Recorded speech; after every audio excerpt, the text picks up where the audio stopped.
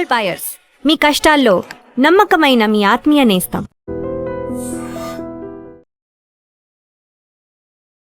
కేంద్ర ప్రభుత్వం కీలకమైనటువంటి ఒక చట్టాన్ని తీసుకొచ్చింది. ఫారిన్ కంట్రిబ్యూషన్స్ రెగ్యులేషన్ యాక్ట్ కి సంబంధించి ఇటీవలే ఒక గెజెట్ ని సవరిస్తూ రిలీజ్ చేసింది.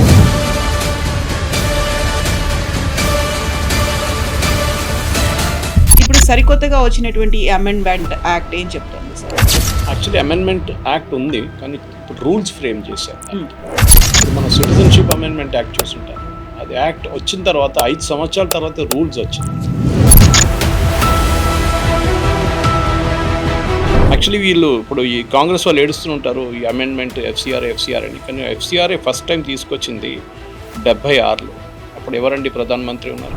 ఇందిరాగాంధీ. దాని తర్వాత 10 సార్లు అమెండ్ చేశారు ఈ యాక్ట్.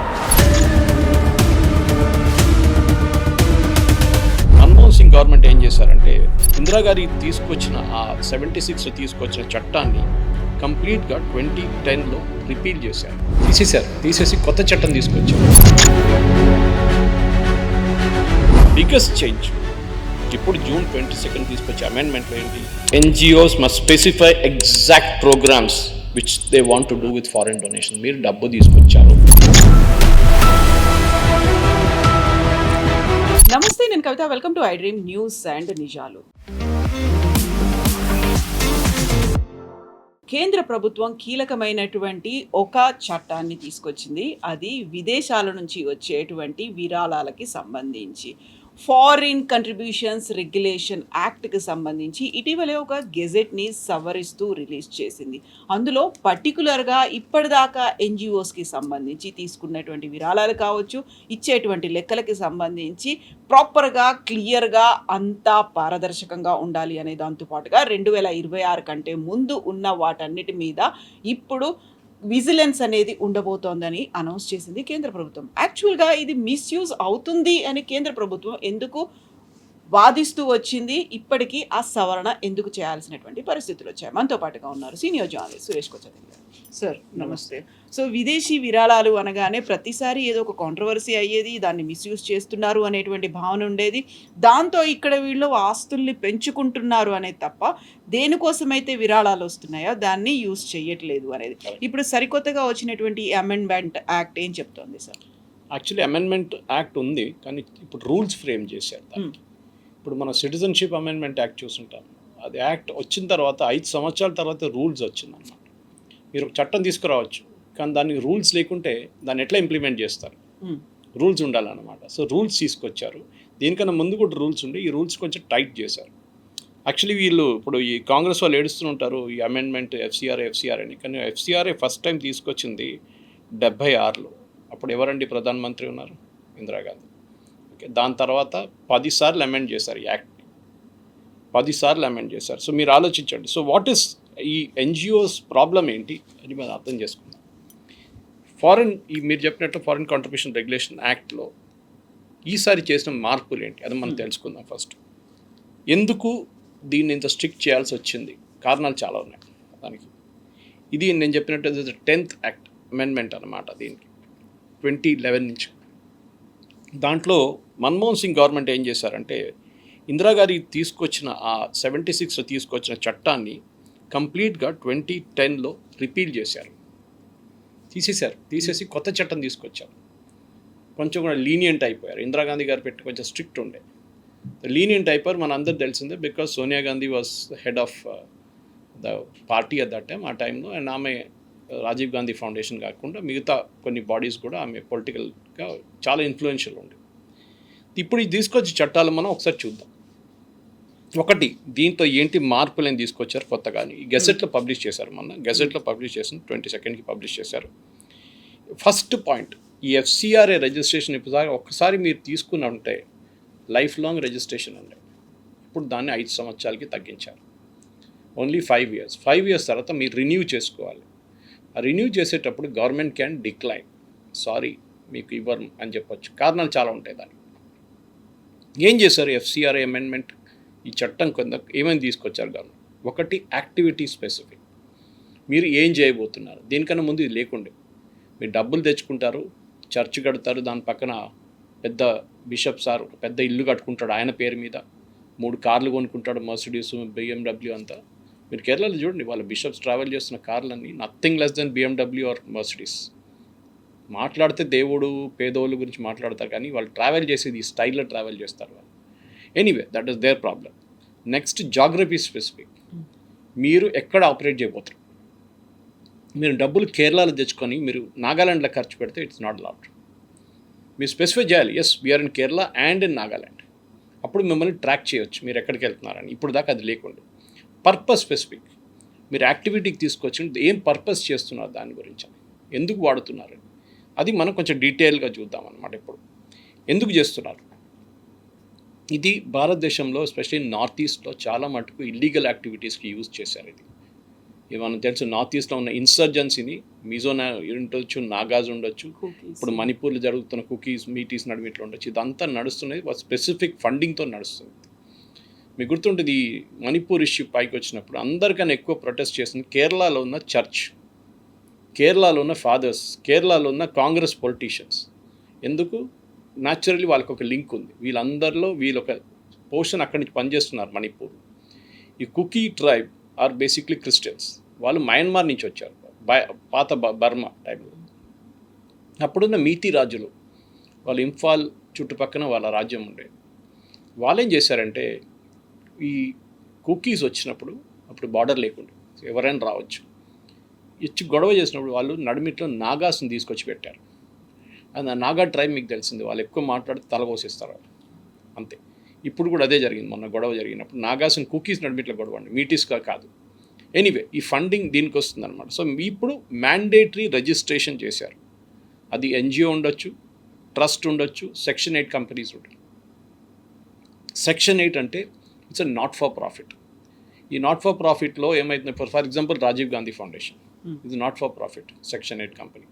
మీరు దాని నుంచి డబ్బులు బయటికి తీసుకెళ్ళలేరు. Even National Herald for example was registered under trust, section 8 company అనమాట. మీరు శాలరీలు ఇవ్వచ్చు, అన్నీ చేయొచ్చు, కానీ ఎనీ ప్రాఫిట్ అక్యుములేట్ అయితే అదే కంపెనీలో ఇన్వెస్ట్ చేయాల్సి వస్తుంది. మీరు బయటికి తీసుకెళ్ళలేరు దాన్ని. ఇప్పుడు వ్యాలిడిటీ మీకు చెప్పాను 5 years.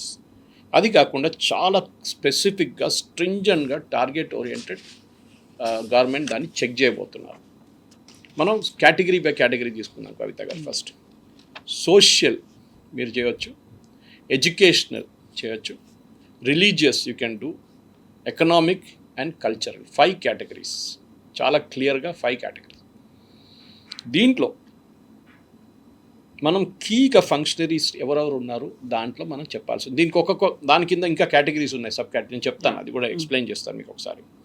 సో బేసిక్లీ గవర్నమెంట్ ఏమంటున్నారు, మీరు ఈ 5 కేటగిరీల్లో మీరు పనిచేయవచ్చు, ఫండ్స్ తీసుకురావచ్చు. కానీ దానికి కూడా చాలా మటుకు చట్టాల్లో మార్పులు తీసుకొచ్చారు. Will go 1 by 1 and we will look at it. ఈ FCRA రిజిస్ట్రేషన్ పాటు ఉన్న NGOస్ని మోదీ గవర్నమెంట్ వచ్చిన తర్వాత 18,000 NGOస్ని క్లోజ్ చేసేసారు. సో ఈ 12 yearsలో 2015లోనే క్యాన్సిల్ చేశారు. ఓకే, ఎందుకు? Since 2015 it has been starting. ఇప్పుడు దాకా 18,000 క్లోజ్ చేశారు. ఎందుకు? వీళ్ళు పేపర్లో ఉన్నారు, only existing on paper. Funds వస్తుంది, ఫండ్స్ పోతుంది. ఎవరు దీన్ని ఆఫీస్ బేరర్సో, వీళ్ళ బ్యాంక్ అకౌంట్ ఎక్కడుందో ఆడిట్ చేయట్లేదు, ఇన్కమ్ ట్యాక్స్ రిటర్న్స్ ఫైల్ చేయట్లేదు, ఏం చేయట్లేదు. దే ఆర్ జస్ట్ మనీ కోట్లాది 20 crores 30 crores వస్తుంది, టక్ మనీ వెళ్ళిపోతుంది. పొద్దున వస్తుంది, సాయంత్రం దాకా బ్యాంక్ అకౌంట్ ఖాళీ అయిపోతుంది. సో గవర్నమెంట్ ఇప్పుడు చాలా క్లియర్గా చెప్పారు, no you cannot do that. So ఇప్పుడు మన దగ్గర యాజ్ ఆఫ్ June 22 ఉన్న మన ఫిగర్స్ ప్రకారం అప్రాక్సిమేట్లీ 14,456 FCRA రిజిస్టర్డ్ NGOs మన దేశంలో యాక్టివ్గా ఉన్నారు. ఆలోచించండి, మన దగ్గర ఉన్న 28 స్టేట్స్, 4 యూనియన్ టెరిటరీస్ అని చెప్పుకోవచ్చు కావాలంటే. ఓకే, సో 14,000 డివైడెడ్ బై 28 మీరు ఆలోచించి ఎంతమంది NGOలు పనిచేస్తున్నారు మన దగ్గర. కొంతమంది జెన్యున్ ఉండొచ్చు, వాటర్ మీద పనిచేస్తున్న వాళ్ళు ఉండొచ్చు, ఆదివాసీ రైట్స్ కోసం పనిచేస్తున్నారు, మహిళల కోసం పనిచేసేటోళ్ళు ఉంటారు, పిల్లల కోసం కానీ 90% ఇస్ ఫ్రాడ్. వీళ్ళు ఏం లేదు, బయట నుంచి డబ్బులు తెచ్చుకుంటారు, ఇక్కడ ఇల్లీగల్ యాక్టివిటీస్ చేయడానికి అది ఉపయోగిస్తారు. దాని కవర్ ఏంటి? రిలీజియన్, కల్చరల్, మన స్పెసిఫిక్గా ఎడ్యుకేషనల్. ఓకే, ఇప్పుడు గవర్నమెంట్ ఏమంటున్నారంటే, మీరు డబ్బులు తీసుకురావచ్చు, నో ప్రాబ్లం, కానీ దానికి అకౌంట్ ఉండాలి. ఓకే, ఎట్లా అకౌంట్ ఉండాలి? స్పెసిఫిక్గా గవర్నమెంట్ ఏమంటున్నారు, దీనికన్నా ముందు కవిత గారు చాలామంది అడిగారు పొలిటికల్ పార్టీస్కి డొనేషన్ ఇవ్వచ్చా అని అడిగారు ఎఫ్సిఆర్ఏ కింద. లేకుండా యాక్చువల్లీ బట్ ఒక చట్టం 2017లో మార్పు తీసుకొచ్చారు. బయట ఏమైనా ఫారిన్ కంపెనీస్ ఉంటే దాంట్లో భారతదేశం నుంచి ఉన్న కంపెనీకి 50% కన్నా ఎక్కువ పెట్టుబడి ఉంటే వాళ్ళు పొలిటికల్ పార్టీస్కి డొనేట్ చేయొచ్చు బయట నుంచి. ఇది ఒక చిన్న మార్పు. Okay, but that is not a big thing. Biggest change ఇప్పుడు June 22 తీసుకొచ్చే అమెండ్మెంట్లో ఏంటి, NGOs must specify exact programmes which they want to do with foreign donation. మీరు డబ్బు తీసుకొచ్చారు, 10 కోట్లు తీసుకొచ్చారు, దేనికి వాడుతారు చెప్పండి. They have to specify. దీని ముందు అది లేకుండే, they could do whatever they want. General categories ఉండే. ఇప్పుడు స్పెసిఫిక్గా నేను చెప్పాను చూడండి మీకు, ఈ ఫస్ట్ వన్ ఎడ్యుకేషన్ అని చెప్పారు. Social, educational, religious, economic and cultural. Okay, ఈ గవర్నమెంట్ ఏం చేశారంటే గవర్నమెంట్ ఒక లిస్ట్ ఆఫ్ సబ్జెక్ట్స్ ఇచ్చారు ఒక్కొక్క దాని కింద, దాని ప్రకారమే మీ వాడాలన్నమాట. ఓకే, సోషల్ కింద 30 కేటగిరీలు ఉన్నాయి, ఎడ్యుకేషనల్ కింద 22 కేటగిరీస్ ఉన్నాయి, రిలీజియస్ కింద 16 కేటగిరీస్, ఎకనామిక్ కింద 19 అండ్ కల్చరల్ కింద ఒక 30 కేటగిరీస్. ఈ కేటగిరీస్ అన్నీ ఏం చేస్తున్నారు? ఫర్ ఎగ్జాంపుల్ మీరు ఎడ్యుకేషనల్ ఇన్స్టిట్యూషన్ పెడితే చాలా క్లియర్గా మీరు ఎడ్యుకేషన్ చెప్పండి, అక్కడ మీరు రిలీజియన్ తీసుకురాకండి. ఇది వీళ్ళు చేస్తారు. ఫర్ ఎగ్జాంపుల్ కాన్వెంట్ స్కూల్స్లో చర్చ్కి కంపల్సరీ వెళ్ళాలి, అన్ని పిల్లలు వెళ్ళాలి, అందరు వెళ్ళాలి. Even if you're Muslim are a Hindu or any other religion, మీరు చర్చ్కి వెళ్ళాలి. వాళ్ళ దాంట్లోనే చర్చ్ ఉంటుంది. పాసిబ్లీ వీక్లో 1-2 సార్లు 1 అవర్ చర్చ్కి తీసుకెళ్తారు వాళ్ళు. Now is it brainwashing? బహుశా ఉండొచ్చు. కానీ ఓకే, అక్కడ వెళ్ళి వాళ్ళ ప్రేయర్లు చెప్పడము, okay father be my heaven, అదంతా వాళ్ళు ఉంటే వాళ్ళ కంప్లీట్ ప్రేయర్స్ చెప్తారు, అదంతా okay, we can to certain extent problem లేదు. కానీ కన్వర్జన్ జరగకూడదు. సో గవర్నమెంట్ చాలా స్ట్రిక్ట్గా ఏం చెప్తున్నారు అంటే, ఒకటి మీరు మీ దాంట్లో ఉన్న ఈ కేటగిరీస్ అన్నీ పెట్టుకొని ఎడ్యుకేషన్ అంటే ఎడ్యుకేషన్ చేయండి, ఎవరు వద్దట్లేదు. కానీ you cannot bring in political content, you cannot bring in religious content. మీరు అది చేయకూడదు. ఇప్పుడు మీరు అడగొచ్చు, ఇప్పుడు ముస్లిం మద్రసాలు ఉంటుంది, అక్కడ ఏం జరుగుతుందని మీరు చూస్తుంటే చాలా మార్పులు వచ్చినాయి. అక్కడ కూడా ముస్లిం మద్రసాలు సైన్స్, మ్యాథ్స్ సబ్జెక్ట్స్ కూడా తీసుకొచ్చారు. కానీ రిలీజియస్ టీచింగ్ ఉంటుంది. ఎందుకంటే అక్కడ వచ్చే పిల్లలు 100% ముస్లిమ్స్. ఓకే, క్రిస్టియన్ దాంట్లో కూడా వీళ్ళకి సండే స్కూల్ ఉంటుంది పిల్లలకి, అక్కడ వచ్చినప్పుడు బైబిల్ టీచింగ్ అన్నీ ఉంటుంది. అది no problem, because they are Christian children అన్నమాట. ఇప్పుడు వీళ్ళు చెప్పిన దాని ప్రకారం కవిత గారు, ఒకటి ఇండియన్ ట్రెడిషన్ కల్చరల్ తీసుకుంటే ఇండియన్ ట్రెడిషన్ ప్రకారం 18 కేటగిరీస్ ఇచ్చారు. మీరు ఏదో ఫారిన్ కల్చర్ తీసుకురాకండి, it should be purely based on Indian tradition. కానీ అన్నిటికంటే ఇంట్రెస్టింగ్ నాకేమనిపించిందంటే, ఒకటి మీ క్రీ ఫంక్షనరీస్ ఎవరు, వాళ్ళ పేర్లు పెట్టండి. యూజువలీ వీళ్ళు ఏం చేస్తారంటే వీళ్ళ ఫ్రంటల్ ఎండల్లో కొంతమంది అరుంధతి రాయ్ ఏంటి అట్లాంటి వాళ్ళని పెడతారు, జాన్ రిక్రూస్, ఈ NGO క్యారెక్టర్స్ని పెడతారు, ఝోలావాలాస్, యోగేందర్ యాదవ్ అండ్ బట్ వాళ్ళ వెనుక ఉన్న వాళ్ళు ఆర్ ద రియల్ ప్లేయర్స్ అనమాట. ఇప్పుడు గవర్నమెంట్ ఏమంటున్నారు, ఎవరైనా ఉండండి, I want to know who is behind you, అది స్పెసిఫిక్గా మీరు నాకు చెప్పాలి. వీళ్ళు ఇంకో కేటగిరీ ఏం ఆడతారు గేమ్ అంటే కదా ఎవరు, ఇప్పుడు social media, we're in the era of social media. అది ఇన్స్టాగ్రామ్ ఉండొచ్చు, ఫేస్బుక్ ఉండొచ్చు, ట్విట్టర్ ఉండొచ్చు, ఏదైనా ఉండొచ్చు. వీళ్ళు దాన్ని చాలా క్లియర్గా వాడుకుంటారు, యూట్యూబ్ కూడా. గవర్నమెంట్ ఈజ్ నౌ సేయింగ్, మీరు ఏం చేస్తారో దాని గురించి మాకు డీటెయిల్స్ కావాలి. మీరు బుక్స్ పబ్లిష్ చేస్తారా, నో ప్రాబ్లం, డీటెయిల్స్ ఇవ్వండి మాకు. మ్యాగజైన్స్ పబ్లిష్ చేస్తారా, గిమి. ఇప్పుడు క్యారవాన్ లాంటి ఆన్లైన్ మ్యాగజైన్ ఉంది మన దగ్గర, 100% funded by China. Okay, wire, quint, scroll, news click, news minute, వీళ్ళందరూ బయట నుంచి ఉన్న ఫండింగ్. వీళ్ళకి 30, 40, 50 కోట్లు ప్రతి సంవత్సరం వస్తుంది. వీళ్ళకి ఇంకే ఆదాయం లేదు. They don't have any other revenue, but they have beautiful offices, 200, 300 staff members ఉంటారు. వాళ్ళ ఫండింగ్ అంతా ఇక్కడ నుంచి వస్తుంది. ప్రతి సంవత్సరం వాళ్ళకి ఒక ప్యాకెట్ వస్తుంది. వాళ్ళ పని ఏంటి, కన్సిస్టెంట్లీ. ఇప్పుడు మీ వైర్ చదివితే తెలిసిపోతుంది, ఒక్క పాజిటివ్ ఆర్టికల్ కూడా ఇండియా గురించో మోదీ గురించో ఉండదు, అన్నీ నెగటివ్ ఉంటుంది. ఎక్కడ ముస్లిమ్స్ని కొట్టారు, ఇక్కడ ఇది చేశారు, అక్కడ క్రిస్టియన్స్ని కొట్టారు, ఇదే ఉంటుంది వాళ్ళ న్యూస్ అనమాట కన్సిస్టెంట్గా. దెన్ ఇండియన్ ఆర్మీని డిమీన్ చేయడంలో అది కూడా వాళ్ళు చేస్తూనే ఉంటారు. ఇప్పుడు గవర్నమెంట్ అంటున్నారు, ఓకే గ్రేట్, మీకు సోషల్ మీడియా అకౌంట్స్ ఉంటే చెప్పండి, ఏ అకౌంట్స్ అని చెప్పండి, ఎవరు నడిపిస్తున్నారో చెప్పండి. We need details about who it is. కానీ అన్నిటికంటే ఇంట్రెస్టింగ్ అంటే, సపోజ్ మీరు బయట నుంచి ఫండింగ్ తెచ్చుకుంటున్నారు, సో బీ ఇట్, కానీ ఆ ఫండింగ్ వెనక ఎవరు ఉన్నారు? మీరు యునైటెడ్ చర్చ్ ఆఫ్ యుఎస్ అని చెప్పి ఏదో ఒక పేరు మీద అక్కడి నుంచి 100 కోట్లు తెచ్చుకుంటారు. వాళ్ళు డొనేట్ చేస్తారు మీకు. వాళ్ళ వెనక ఎవరు ఉన్నారు? Who donated that 100 crores to them? మాకు ఆ డీటెయిల్స్ కావాలి. సో ఆ పర్సన్స్ డీటెయిల్స్ కూడా పెట్టాలి. అది వీరు ఇవ్వరు కదా, బికాజ్ అది చేస్తే నిజమైన అది ఎవరున్నారో వెనక అని తెలిసిపోతుంది. Is it US entity or is it George Soros or Rockefeller foundation or Ford foundation, ఎవరు డబ్బులు ఇస్తున్నారో తెలిసిపోతుంది. గవర్నమెంట్ ఇది చాలా క్లియర్గా, దానికోసం మీరు చూడండి దీని రియాక్షన్, నెగటివ్ రియాక్షన్ వచ్చింది ఒకటే స్టేట్ నుంచి, కేరళ. అక్కడున్న బిషప్స్ కానీ, అక్కడున్న క్యాథలిక్ చర్చ్ కానీ, ప్రొటెస్టెంట్ అందరు ప్రొటెస్ట్ చేస్తున్నారు. దాంతోపాటు అక్కడ కేసీ వేణుగోపాల్, విడి సతీశన్ వీళ్ళందరూ ప్రొటెస్ట్ చేస్తున్నారు. దట్ ఈ రూల్ని విత్డ్రా చేయాలి. ఎందుకు చేయాలండి? ఇందిరాగాంధీ గారు తీసుకొచ్చారు చట్టం ఇది, దాన్ని టైట్ చేశారు. ఎందుకంటే సోనియా గాంధీ దాన్ని మొత్తం లిబరలైజ్ చేసేసింది, దాన్ని ఇప్పుడు టైట్ చేస్తున్నారు. ఇది చాలా మటుకు గవర్నమెంట్ ఏమంటున్నారంటే, మీరు డబ్బులు తీసుకొచ్చేటప్పుడు, ఫర్ ఎగ్జాంపుల్ మీరు ఒక చర్చ్ కోసం 10 కోట్లు తీసుకొచ్చారు, మీరు చర్చ్ కట్టండి. చర్చ్తో పాటు బిషప్కి ఇల్లు కాదు, మర్సిడీస్ బెన్స్ కాదు, that is not counted.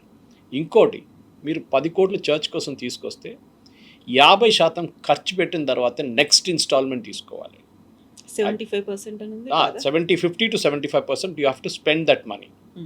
The moment you don't spend that money, అంటే first you have to spend 50, then you have to go to 75 అయిన తర్వాతనే మీ నెక్స్ట్ ఇన్స్టాల్మెంట్ మీరు తెచ్చుకోవాలి. అంటే ఈ చర్చ్ యాక్చువల్ కాస్ట్ 30 కోట్లు ఉంటుంది, కానీ 30 కోట్లు తెచ్చుకోరు వీళ్ళు. ఫస్ట్ 10 crores తెచ్చుకొని మిగతా అది సైడ్ నుంచి తెచ్చుకుంటారు తెలియకుండా. ఇప్పుడు గవర్నమెంట్ అంటా no, you have to finish the work first. అప్పుడు మీ కమిట్మెంట్ తెలిసిపోతుంది.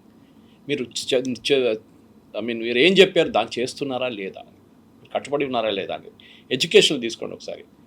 క్రిస్టియన్ ఇన్స్టిట్యూషన్ వండర్ఫుల్ వర్క్ చేస్తుంది, దాంట్లో డౌటే లేదు. ఓకే, మనం అందరూ అంగీకరించాల్సింది కాన్వెంట్.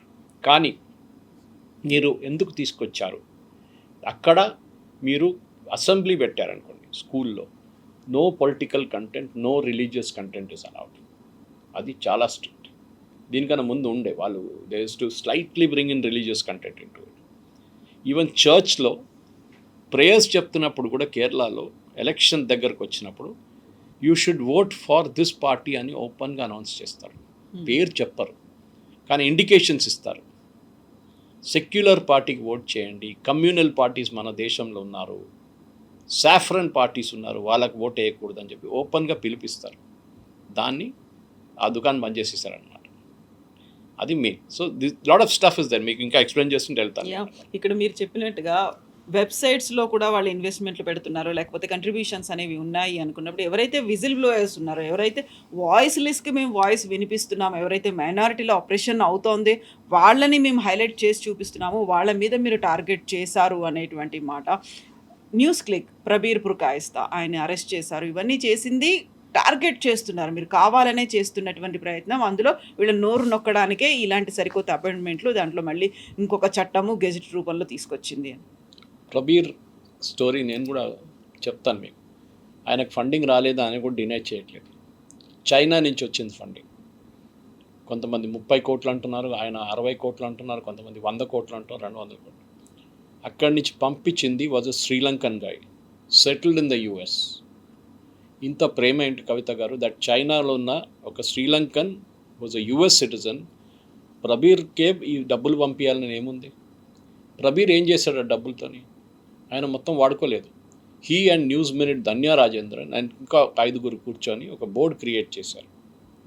ఆ బోర్డు ఏం చేశారు, ఈ వచ్చిన డబ్బులు అది 100 కోట్లు ఉండొచ్చు, 200 కోట్లు ఉండొచ్చు, దాన్ని డిస్ట్రిబ్యూట్ చేశారు. చైనీస్ గవర్నమెంట్ వాళ్ళ రీసెర్చ్ పేపర్స్లో కూడా చాలా క్లియర్గా, ఫర్ ఎగ్జాంపుల్ మీరు చూసుంటారు ఫేమస్ ఫోటోగ్రాఫ్ ఒకటి, రాహుల్ గాంధీ సంతకం పెడుతున్న ఒక ఫోటో ఉంది. చైనీస్ ప్రైమ్ మినిస్టర్ జీ జింగ్పిన్ వచ్చినప్పుడు ఎందుకు ఏం సంతకం పెట్టారు? తర్వాత దాన్ని క్వశ్చన్ అడిగినప్పుడు చెప్పారు, రీసెర్చ్ కోసం 300 కోట్లు ఇచ్చారంట రాజీవ్ గాంధీ ఫౌండేషన్కి. రీసెర్చ్ కోసం చైనీస్ గవర్నమెంట్ 300 కోట్లు రాజీవ్ గాంధీ ఫౌండేషన్కి ఇచ్చారు. ఏం రీసెర్చ్ చేస్తారండి? ఆబ్వియస్లీ ఇన్ఫ్లుయెన్స్ కోసం చేస్తారు. మీరు చూసుంటారు మన ఆపరేషన్ సింధూర్ జరిగినప్పుడు చైనీస్ మీడియా చాలా యాక్టివ్ ఉండే. వాళ్ళ రాడార్ చాలా బాగా పనిచేసింది, వాళ్ళ డిటెక్షన్ సిస్టమ్ పనిచేసింది, వాళ్ళ మిసైల్స్ వచ్చి మనం ఢిల్లీలో పడిపోయింది, ఢిల్లీ మీద కొట్టారు, మన ఎయిర్ ఫోర్స్ బేసెస్ని ధ్వంసం చేశారని చెప్పి చైనీస్ మీడియా పెద్ద స్టోరీ పెట్టారు. ఈవెన్ రఫేల్ గురించి 7 రఫేల్ కొట్టేశారు, అది ఇది అని చెప్పేసి స్టోరీస్ క్రియేట్ చేశారు. మాదొక్కటి J15 పోలేదు, ఒక J17 పడిపోలేదు, అన్నీ చాలా బాగా పనిచేసింది. ఇన్ఫ్లుయెన్స్ పెడ్లింగ్ అనేది చాలా ఇంపార్టెంట్ ఉంటుంది. అది ఇప్పుడు మీరు ఏ క్యారెక్టర్లో తీసుకొస్తారో అది మనకి అర్థం చేసుకోవచ్చు మనం ఈజీగా. మీరు వైర్ చదవండి, క్వింట్, స్క్రాల్, ఇదంతా సేమ్ టైప్ ఆఫ్ న్యూస్ వస్తావు. వీళ్ళేం చేస్తారు, ఈ Dhanya Rajendran plus others, Prabir and వాళ్ళు ఈ ఫండ్స్ డిస్ట్రిబ్యూట్ చేస్తారు. వీళ్ళకి 10 కోట్లు, వాళ్ళకి 15 కోట్లు, వీళ్ళకి 30 కోట్లు పంచిపెడతారు ఎవ్రీ ఇయర్. ఆలోచించండి. మన దగ్గర చాలామంది ఐడియాలజికల్ రైట్ వింగ్ వాళ్ళు చాలామంది ఉన్నారు, నాకు తెలిసిన ఫ్రెండ్స్ ఉన్నారు. వాళ్ళకి 10 పైసలు దొరకదు, ఈవెన్ ఫ్రమ్ హిందూ ఆర్గనైజేషన్స్ వాళ్ళకి దొరకదు. కానీ వీళ్ళ కోసం చైనా నుంచి మిగతా దేశాల నుంచి, మీకు గుర్తుంటుంది when I was in college స్కూల్లో ఉన్నప్పుడు కూడా ఆర్కే కరంజీ అని చెప్పి ఒక జర్నలిస్ట్ ఉండే, చాలా ఫేమస్, బ్లిట్స్ అని చెప్పి ఒక మ్యాగజైన్ ఉంటాయి, టోటల్ సోవియట్ ఫండెడ్. ఆయన ఓపెన్గా చెప్పేటోళ్ళు, నాకు సోవియట్ యూనియన్ ఫండింగ్ ఇస్తారు, నేను వాళ్ళ గురించి రాస్తాను, ఓకే, యూఎస్ఏ వ్యతిరేకంగా రాస్తాను. ఆ టైంలో కోల్డ్ వార్ జరుగుతుంది, okay, Brezhnev and before that ఉన్న క్రుష్చెవ్ టైంలో ఓపెన్గా చెప్పారు ఆయన. తర్వాత ఆయన చనిపోయిన తర్వాత then that went into tail spin. Blitz ఉందనుకుంటాను కానీ ఆన్లైన్ మోడ్లో ఉందనుకుంటారు. ఇది రెగ్యులర్ భారతదేశం చేస్తున్నారు. We're talking only about media ఇక్కడ కవిత గారు, కానీ మీడియా కన్నా ఎక్కువ ఇక్కడ చాలా మట్టుకున్నాయి. నేను చెప్పాను చూడండి, ఫర్ ఎగ్జాంపుల్ కల్చరల్ యాక్టివిటీస్ తీసుకోండి మీరు. Cultural activities must exclude ideological content. వీళ్ళు ఏం చేస్తారు, కల్చరల్ యాక్టివిటీస్ పెట్టి ఇవాళ దాకా నడవలేని మనిషి ఇప్పుడు నడుచుకుంటూ వెళ్ళిపోతున్నా చూడండి అని చెప్పి ఒక ఆమె మిరకల్స్ చూపిస్తారు. నిన్న దాకా మాట్లాడలేని మనిషి చూడండి ఇప్పుడు మాట్లాడుతున్నారు, ఓ దేవుడు వచ్చే. It is purely ideological content తీసుకొస్తున్నారు, కల్చరల్ ప్లే చూపించి తీసుకొస్తున్నారు అనమాట. Most importantly religious activities are allowed, but conversion allowed కాదు. దీంట్లో చాలా మటుకు డబ్బులు కన్వర్జన్ కోసం వాడుకుంటారు. అది చాలా క్లియర్గా మనకు తెలుసు. మన ఛత్తీస్గఢ్లో పెద్ద ఒక ఇన్సిడెంట్ జరిగింది, మీరు చూసుంటారు. మొత్తం విలేజ్లో ఉన్న క్రిస్టియన్ కొంతమందిని కన్వర్ట్ చేశారు వీళ్ళు వచ్చి, మిషనరీస్ వచ్చి. వాళ్ళ మీద అక్కడున్న ట్రైబల్స్ దాడి చేసి వాళ్ళని విలేజ్ నుంచి బయటికి తరిమి కొట్టేశారు.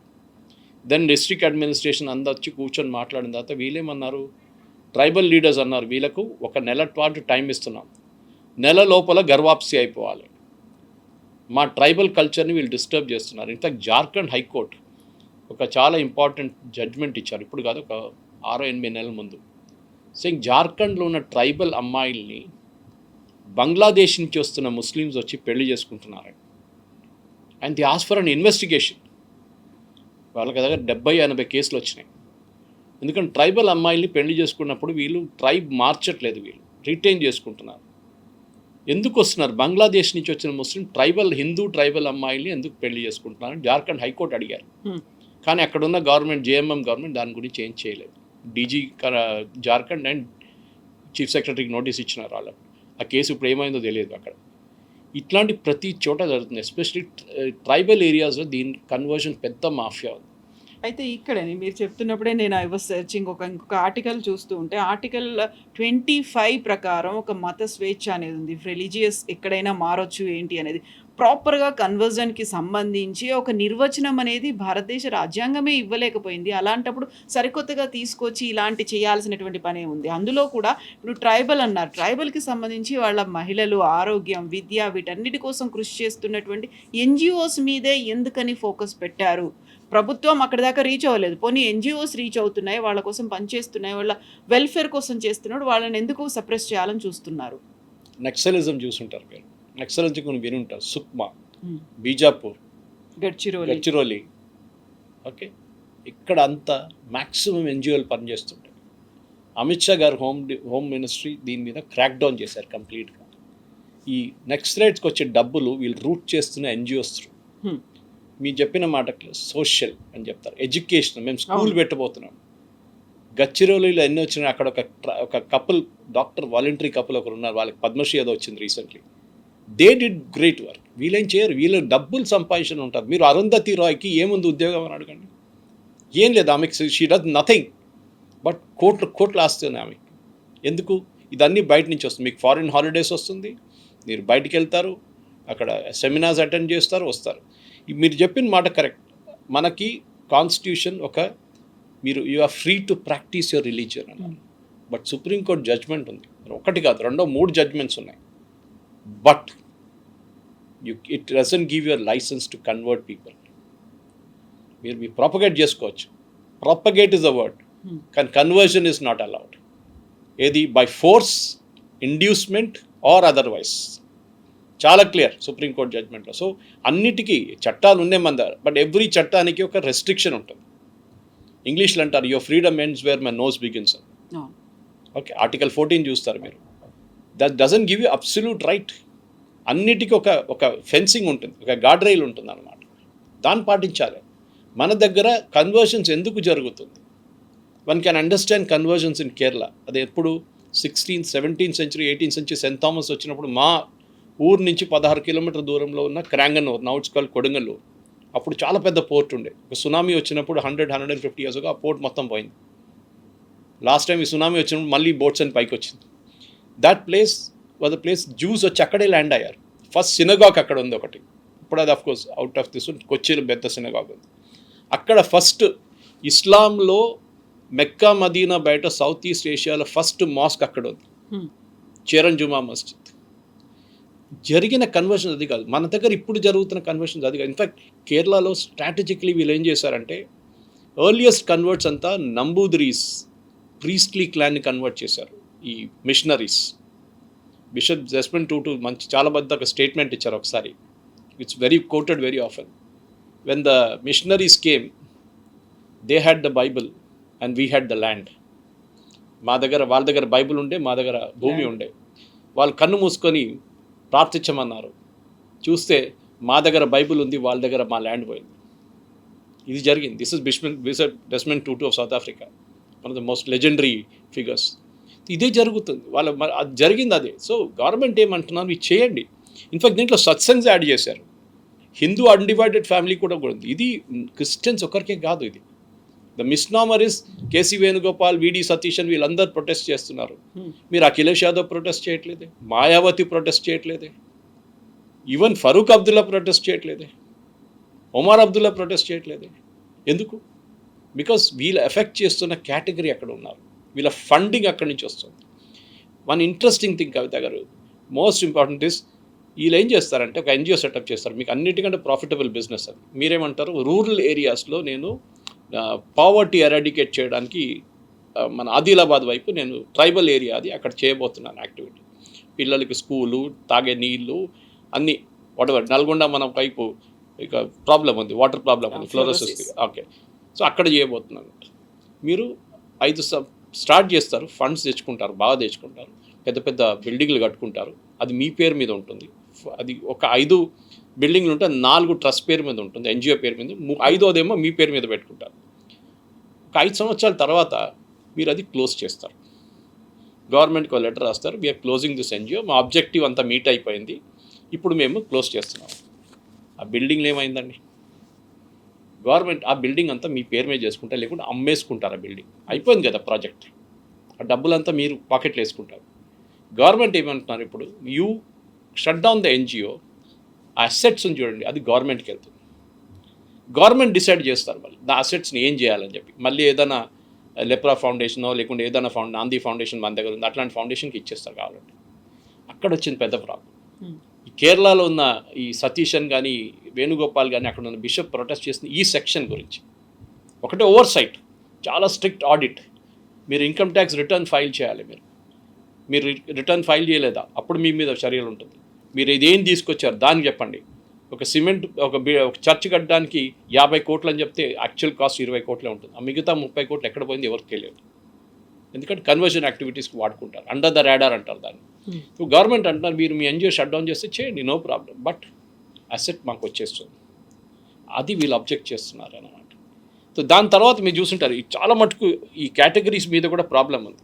ఫర్ ఎగ్జాంపుల్ మీరు రిలీజియస్ ఎడ్యుకేషన్ తీసుకోండి, ఇక్కడ చాలా పెద్ద problem. Religious education, moral instruction, satsang, discourses, meditation ఇదే ఇక్కడ మెడిటేషన్ రిట్రీట్లోనే నడవడం లేని వాళ్ళు, మాట్లాడిన వాళ్ళు మాట్లాడుతూ సడన్గా అక్కడ కన్వర్జన్ జరుగుతుంది. దాట్ ఈస్ ప్రొహిబిటెడ్ అని చెప్పారు గవర్నమెంట్ చాలా క్లియర్గా. Burial ground, cremation ground development, maintenance మీరు చేసుకోండి, ప్రాబ్లం లేదు. అది ఈవెన్ ఇస్లాం వకఫ్ బోర్డు వాళ్ళు కూడా చేస్తుంటారు అది.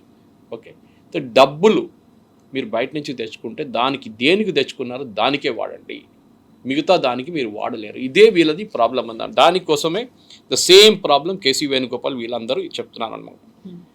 గవర్నమెంట్ ఏం చెప్తున్నారు, ఇది మిస్యూజ్ చేశారు ఇన్ని సంవత్సరాల నుంచి. ఇందిరాగాంధీ గారు తీసుకొచ్చిన చట్టాన్ని మన్మోహన్ సింగ్ గవర్నమెంట్ మార్చారు. దాని తర్వాత మోదీ గవర్నమెంట్ వచ్చిన తర్వాత 4 సార్లు దాన్ని అమెండ్ చేశారు. 5వ సారి ఇప్పుడు ట్రై చేస్తే లాస్ట్ పార్లమెంట్ సెషన్లో ఎలక్షన్ కన్నా ముందు ఆపేసి they put it on hold. బహుశా ఈ సెషన్లో పాస్ అయిపోతుంది. అది that requires only simple majority, 2/3 అక్కర్లేదు దానికి. దాని తర్వాత దానికన్నా ముందు గెసెట్లో చట్టాలు పెట్టారు, saying these are the rules you need to follow. దీంట్లో తప్పేం లేదు.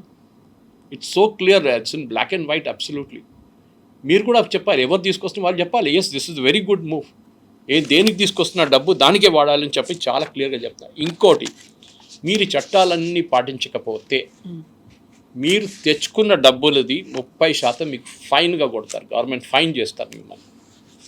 ఓకే, మన దగ్గర చాలా ఎన్జిఓస్, ఇక్కడ తెలంగాణలోనే చాలా ఎన్జిఓస్ ఉన్నారు, వాళ్ళని గవర్నమెంట్ పట్టుకున్నారు తర్వాత ఫ్రాడ్ కోసం, ఏం చేయలేకపోయారు. ఇప్పుడు కొత్త చట్టంలో మీరు తెచ్చుకున్న డబ్బుల్ని 30% government will take it away as a fine, they will fine you for that అనమాట. ఇంకోటి, మీరు చాలా క్లియర్గా దేం చేస్తున్నారో దాని రిపోర్ట్స్ రెగ్యులర్గా ఫైల్ చేయాల్సి వస్తుంది. Every year you have to file reports. అది quarterly basis, half yearly basis, yearly బేసిస్లో మీరు రిపోర్ట్స్ ఫైల్ చేయాలి.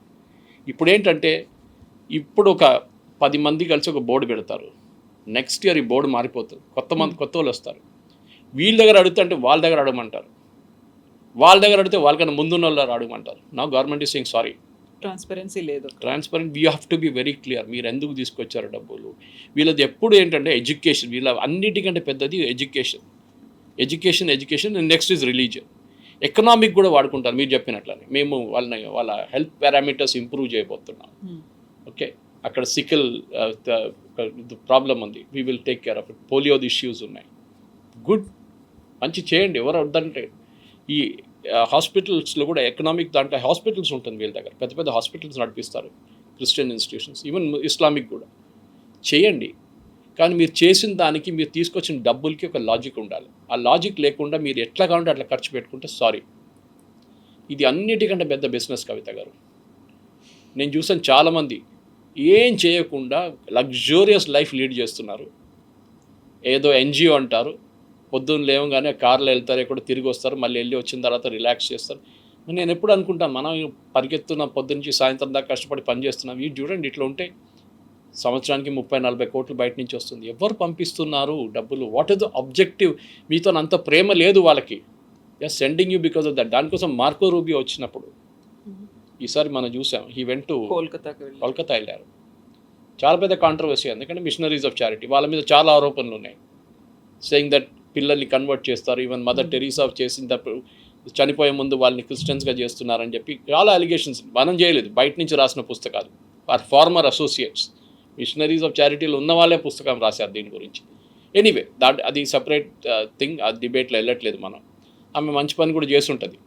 కానీ మన దగ్గర నేను అడగాల్సింది ఒకటే, మన దగ్గర ఇండియన్ మెడికల్ అసోసియేషన్ ఉంది ఒకటి. వాళ్ళు ఏమంటారంటే, మిరకల్స్ అంతా ఈ ఆయుర్వేదాలో దీంట్లో కొంతమంది స్వామీలు వచ్చి మిరకల్స్ చేస్తారు, magical remedy.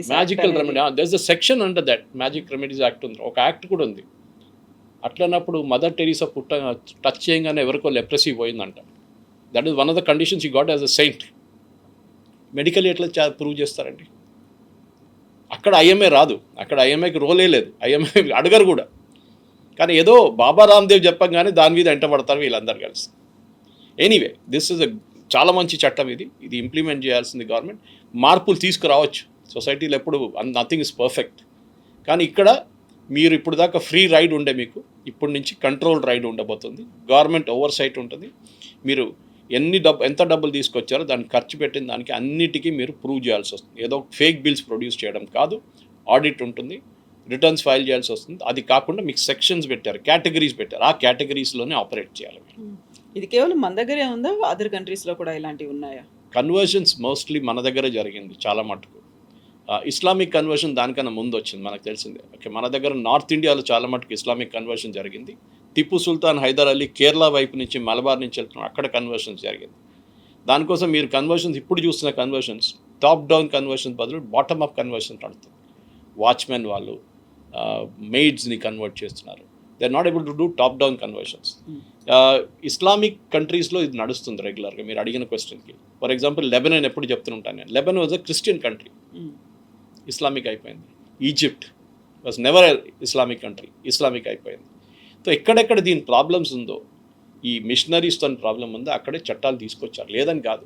So demographic changes అనేవి కానీ ఎక్కడ లోకంలో ఎన్ని హిందూ నేషన్స్ ఉన్నాయి? టెక్నికలీ రెండే ఉండే, ఒకటి ఫస్ట్ నేపాల్ ఉండే, but they got out of it. మనం హిందువులు కాదని చెప్పేశారు వాళ్ళు. మనం ఉన్నది మనది ఒకటే, బట్ ఇక్కడ మనం సెక్యులర్ అంటాం. కానీ దాన్ని మిస్యూజ్ చేయకూడదు. హిందువులు ఇట్లా చాలా ఏం చెప్తారు, ఓ చల్తాహే యాటిట్యూడ్ ఉంది, వీళ్ళని ఏమైనా చేసుకోవచ్చు కాదు. మీకు టార్గెట్స్ ఉంటే మీట్ చేయండి. పాస్టర్స్కి టార్గెట్ ఉంటుంది, ఇంతమందిని కన్వర్ట్ చేయాలి ఒక సంవత్సరంలో, 500 మంది 1000 మందిని కన్వర్ట్ చేయాలని వాళ్ళకి టార్గెట్ ఇస్తారు. వాళ్ళ జీతం దాని మీద ఉంటుంది. దానికోసం తిరుగుతూనే ఉంటారు, ఎవరైనా దొరుకుతారో వేద్దామని, కన్వర్ట్ చేద్దామని చెప్పేసి. So that has to stop. ఎవరైనా ఆన్ దేర్ ఓన్ నాకు ఆ రిలీజియన్ చాలా బాగా నచ్చిందని చెప్పి వెళ్తే వీ హ్యావ్ నో ప్రాబ్లం. మీరు అంత నచ్చిన రిలీజియన్ మీరు వెళ్ళండి, ఎవరు వద్దన్నట్లేదు. కానీ ఘర్వాప్సీ స్పెషల్లీ ట్రైబల్స్ టార్గెట్ చేయడం చాలా డేంజరస్. ఓకే, అక్కడే మనకు ప్రాబ్లం. ఎందుకంటే ట్రైబల్ కమ్యూనిటీ ఫేసే మారిపోతుంది. మీరు అడగొచ్చు నాగాలాండ్లో ఏం జరుగుతుంది, మిజోరాంలో ఏం జరుగుతుంది. ఆ ఏరియాలో చాలా మటుకు కన్వర్షన్ అమెరికన్ టైప్ నుంచి, అక్కడ బ్యాప్టిస్ట్ ఉంటారు ఎక్కువ. ఎందుకంటే సెకండ్ వరల్డ్ వార్ టైంలో జరిగింది అదంతా. ఓకే, జరిగిపోయింది. ఇప్పుడు మనం ఏం చేయాలి? Nagaland for example 99% Christian. Okay, అదే టైంలో మనం ఇటువైపు వచ్చినప్పుడు చూస్తాం, మనం UP, Bihar, West Bengal the classic example. How Midnapore, mean మీరు ఆ 24 పర్గనాస్, మాల్డా, ముర్షిదాబాద్ 60%, 70% ముస్లిమ్స్ అయిపోయారు. ఇండిపెండెన్స్ టైంలో 20% ముస్లిమ్స్ కూడా లేకుండే. ఎట్లా మారిపోయారు? కన్వర్జన్ ఆర్ మైగ్రేషన్, ఇది రెండు జరిగింది. అట్ ద సేమ్ టైం ఎవరైనా కానివ్వండి, ఈవెన్ ఇంక్లూడింగ్ హిందూ ఆర్గనైజేషన్, మీరు డబ్బులు బయట నుంచి తీసుకొస్తే దానికి అకౌంట్స్ ఉండాలి, clear. Thank you very much.